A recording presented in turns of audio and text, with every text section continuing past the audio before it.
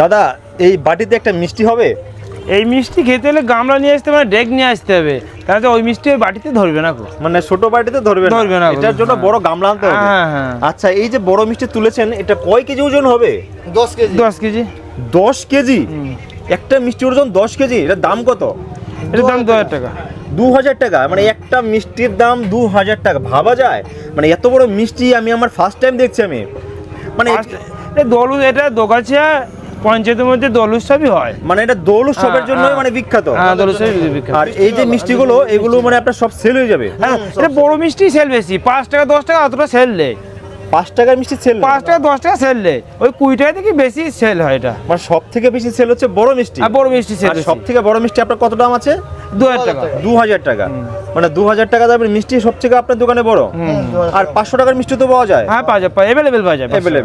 আচ্ছা, এই যে মিষ্টিটা কবে বানিয়েছেন? আর 2000 টাকা মিষ্টি কালকে রাতে তৈরি হয়েছে। আর 2000 টাকা মিষ্টিটা অর্ডার ছাড়া পাওয়া যায় না গো। পাওয়া যায় না? একটা মিষ্টি দাম যখন 2000 টাকা হবে, একটা মানুষ হোপ কি যায়, এই কেমন দাম, এত টাকা পাবো কোথায়? এত টাকা? একটা মিষ্টি এত টাকা? হ্যাঁ। আচ্ছা, এই মিষ্টিগুলো কারা কিনে নিয়ে যায়? যারা হাই ফাই লোক, এমএলএ মন্ত্রী যারা আছে, যার অঘাট টাকা আছে, একটা শখ করে খাবে, ওরাই একটা এছাড়াও কিছু মানুষ আছে শখ আছে, বড় মিষ্টি খাবে, তারাও নিতে পারে। হ্যাঁ, সবাই তো আর বড় লোক না। না। মানে কিছু কিছু মানুষের শখ আছে হ্যাঁ। যে বড় মিষ্টি খাবে, বড় মিষ্টি খাবো, তারাও নিয়ে যায়। হ্যাঁ।